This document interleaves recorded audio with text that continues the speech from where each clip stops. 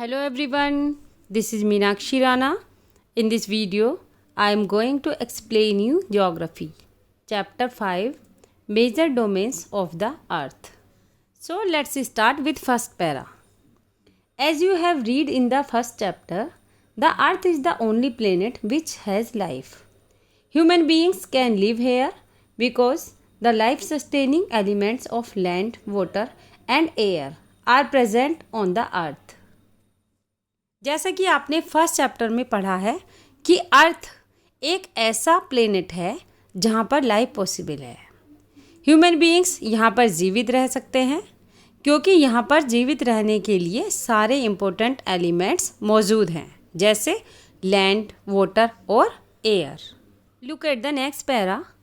The surface of the earth is a complex zone in which three main components of the environment meet, overlap and interact. पृथ्वी की सतह ऐसी है जिसमें environment के three main components आपस में मिलते हैं और एक दूसरे को प्रभावित करते हैं। अर्थ का सॉलिड पोर्शन जिस पर हम रहते हैं उसे लिथोस्फेयर मीन्स भूमंडल कहा जाता है। गैस की लेयर्स जो अर्थ को चारों ओर से घेरे रहती हैं उसे एटमॉस्फेयर कहा जाता है, जिसमें ऑक्सीजन, नाइट्रोजन, कार्बन डाइऑक्साइड और अदर गैसेज पाई जाती हैं। अर्थ की बहुत बड़ी एरिया वाटर से कवर्ड है जिसे हाइड्रोस्फेयर मीन्स जलमंडल कहा जाता है।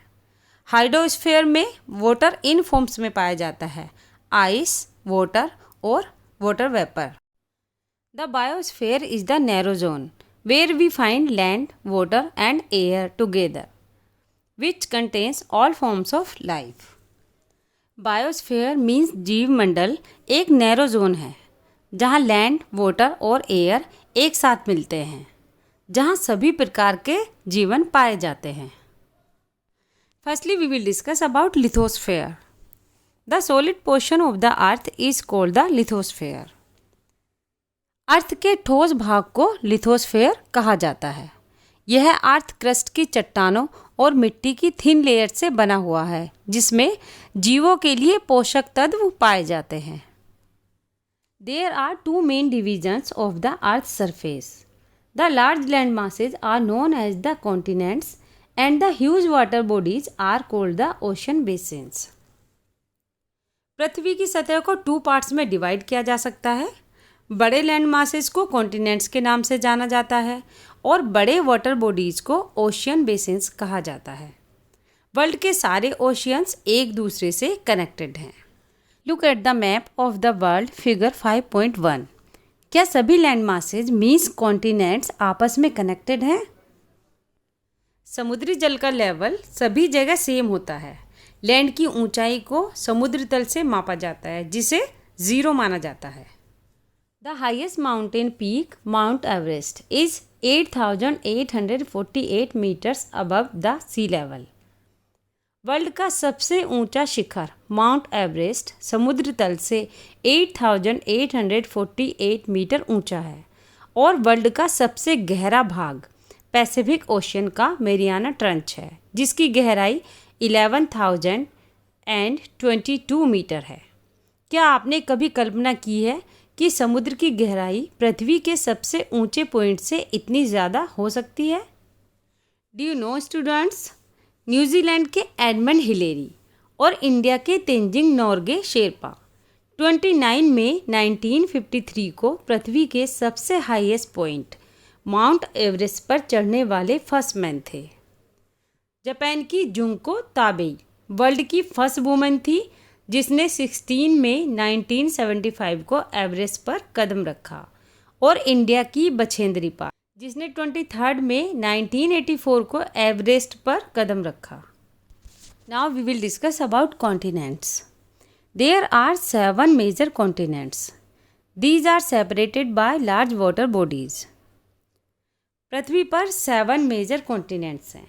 ये लार्ज वाटर बॉडीज द्वारा एक दूसरे से अलग हैं। Look at this figure 5.1. These continents are Asia, Europe, Africa, North America, South America, Australia and Antarctica. और नोटिस करिए कि जबकि लैंड मासेज का बहुत बड़ा पार्ट नॉर्दर्न हेमिस्फीयर में पाया जाता है। Firstly we will discuss about Asia. Asia is the largest continent. It covers about 1/3 of the total land area of the अर्थ।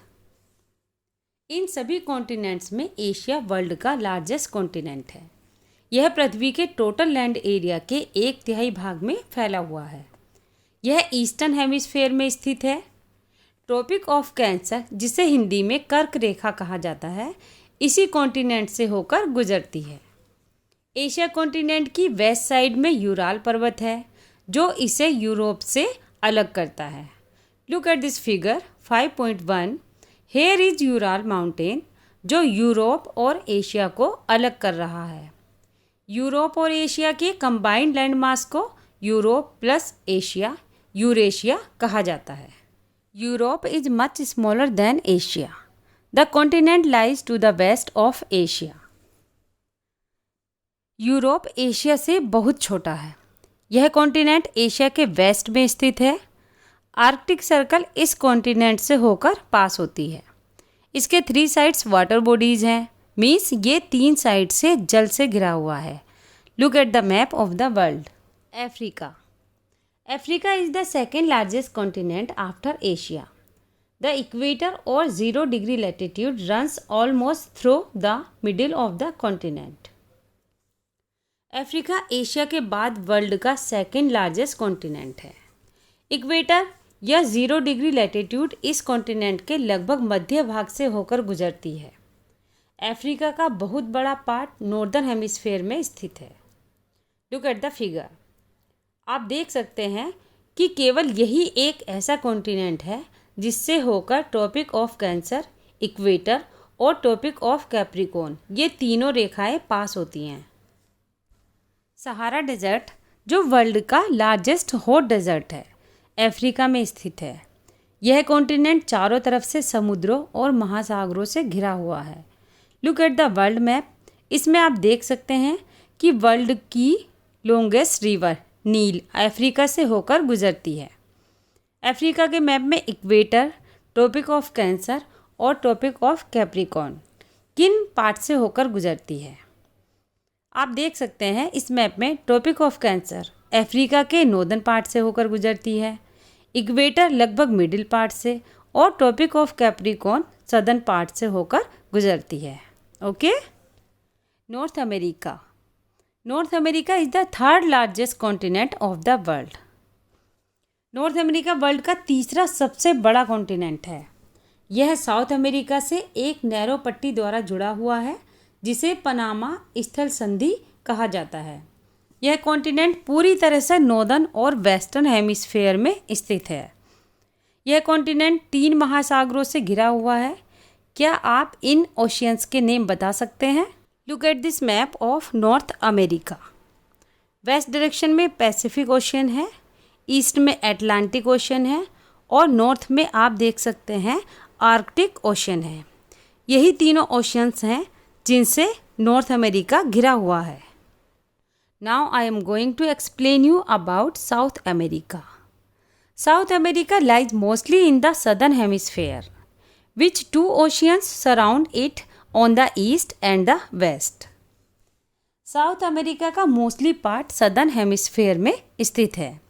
इसके ईस्ट और वेस्ट में कौन से 2 ओशियंस हैं? Look at this map. South America के भी वेस्ट में Pacific ocean और ईस्ट में अटलांटिक ओशियन है, लाइक नॉर्थ अमेरिका। वर्ल्ड की सबसे लंबी पर्वत श्रृंखला एंडीज इसके नॉर्थ से साउथ की ओर फैली हुई है। Look at this figure. इसमें साउथ अमेरिका के मैप को देखिए। ब्राउन कलर की ये लाइन एंडीज माउंटेन की ही है। यही वर्ल्ड की सबसे लॉन्गेस्ट माउंटेन रेंज है और इसमें आप एक रिवर को भी देख सकते हैं जिसका नाम है अमेजन। यह वर्ल्ड की सबसे बड़ी नदी है।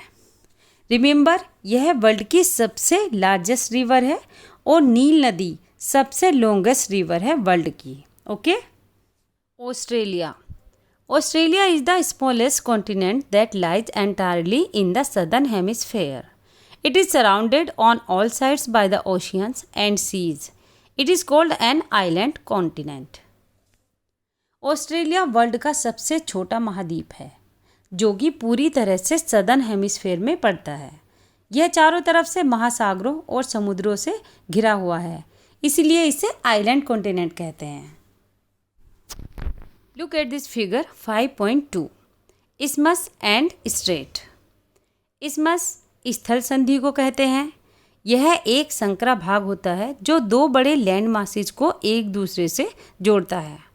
Look at the map of north America and south America. Straight जल संधि को कहते हैं। यह पानी का संकरा भाग होता है जो दो बड़ी वाटर बॉडीज लाइक सीज और ओशियंस को एक दूसरे से जोड़ता है। Look at the Indian map of this figure. India और श्रीलंका के बीच में जो जल संधि है उसका नाम है पाक straight. In the last of this video I will explain you about Antarctica. Antarctica completely in the southern hemisphere is a huge continent. The South Pole lies almost at the center of this continent. Antarctica एक बहुत बड़ा continent है। यह पूरी तरह से southern hemisphere में पड़ता है। साउथ पोल इस कॉन्टिनेंट के सेंटर में स्थित है। चूँकि यह साउथ पोलर रीजन में स्थित है, इसलिए यह परमानेंटली एक थिक आइस शीट मीन्स मोटी बर्फ की परतों से ढका रहता है। यहाँ पर लोग परमानेंट नहीं रहते।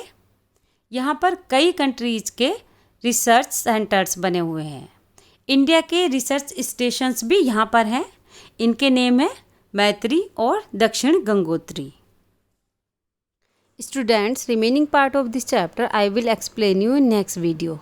If you like this video, please subscribe to my channel and don't forget to press the like button. Thanks for watching. Have a good day.